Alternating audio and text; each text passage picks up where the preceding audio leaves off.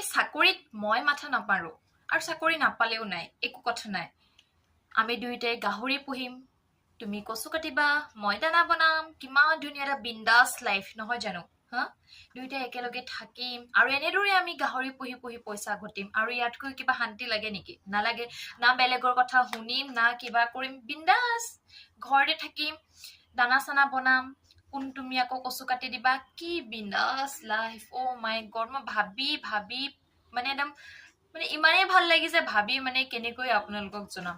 এনেদৰে মাথা মাৰি আছো, যিহে আজিকালি চাকৰি নামত এইবোৰ APSCৰ দৰে পৰীক্ষা হ'ব বুলি কৈছে, মাথাটো কাম নকৰা হৈ গৈছে। সেইবাবে ভাবিছো এইবোৰ চাকৰি তাকৰি নকৰো আৰু দেই, APSC পৰীক্ষাৰ পদ্ধতিৰে হ'ব আৰু আমি কিহৰ চুইপাৰৰ কাম কৰিব লাগিব, তাতকে এইবোৰ কৰাই কাম ভাল হ'ব।